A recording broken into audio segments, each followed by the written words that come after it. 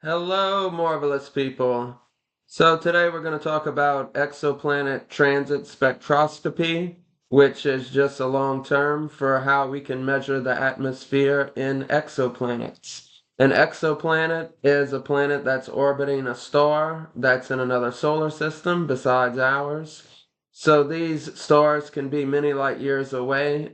20 light years away is, I think, the closest one, Alpha Centauri, and they can be many, many light years further than that.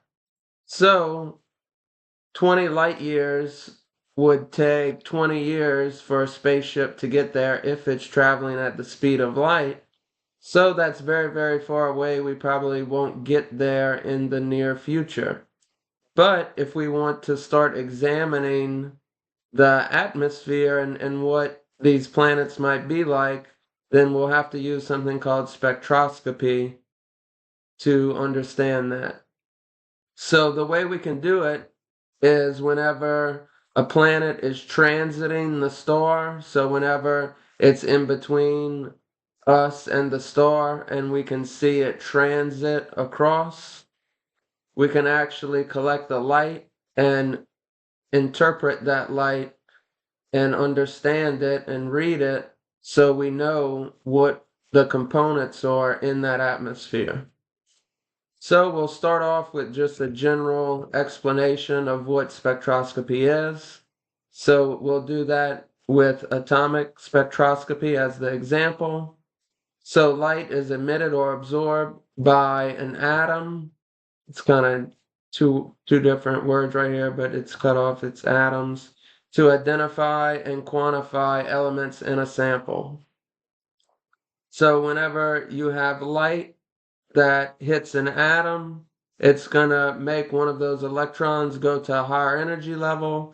And then in order to get back to its original energy level, it'll actually emit light.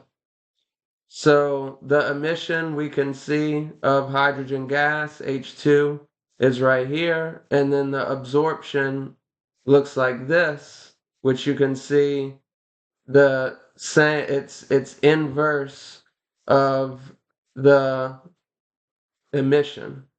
So the emission and absorption are inversely related. So whenever we look at an exoplanet, we can actually get the absorption pattern, and based off the absorption, we can see, okay, this absorption pattern has these places missing in the spectrum, therefore the atmosphere must contain these atoms, and we can compare it to atmospheres that might contain life like those on Earth. So what that looks like is exoplanet transit spectroscopy. As I said, whenever a planet is orbiting the sun, it's gonna, or not the sun, but a star. A sun would be our solar system.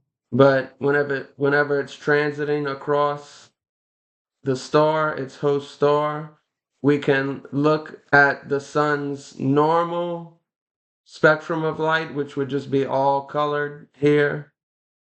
And then we can compare that to whenever the planet is transiting, and then it'll create these little black patterns. It's absorbent spectrum because the molecules in the atmosphere are going to absorb some of that light.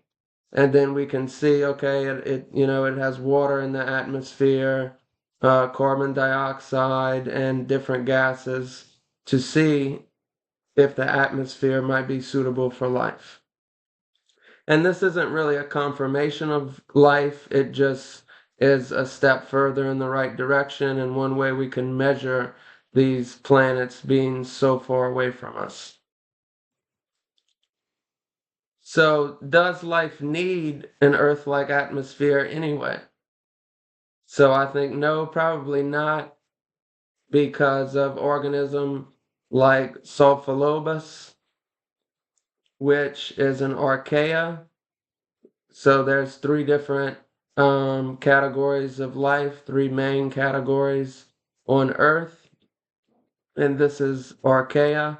And these single-celled organisms can actually form a multicellular colony called a biofilm, and it does that in hot springs on Earth like those in Yellowstone National Park, and it actually secretes sulfuric acid in their extracellular space.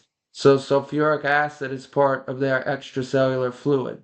The extracellular fluid in the human body is blood. So you can think of it as almost their blood. So their blood is really acidic, a pH of 2. That's very acidic because it's sulfuric acid.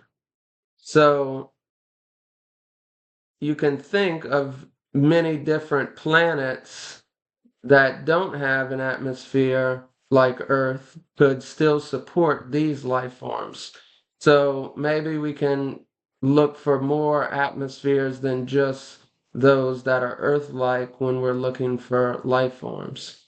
And then just to imagine and make it a little fun, you can think that if an organism like this, like the Cephalobus, was allowed to evolve for many, many years, then you might end up with an organism that's similar to that of an alien, like in the movie Alien Romulus, or the show that just finished actually, Alien Earth, and they have something called a xenomorph, which can kind of morph into a similar biology as whatever its host organism was, whether that be a human or another alien that it implanted its eggs in, but they have a really, really acidic extracellular fluid, so blood. And what that could do theoretically for them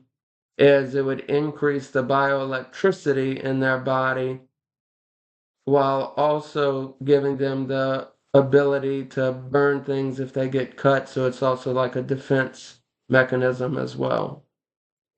So I can make a video just on their potential biology if anybody's interested in that, which I think is an interesting thing to think about. But the take home from this is there's at least 100 billion planets in the Milky Way. 17 billion are Earth-sized and close to the orbit of their host star.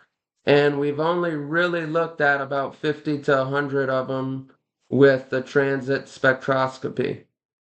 So we barely even sampled what's actually out there, and that's just in our galaxy. There's 2 trillion galaxies in the observable universe, so you can imagine that we've barely even started to see if there's conditions or signs or signatures of life on other planets. So I hope y'all enjoyed this one, and y'all can have a wonderful day.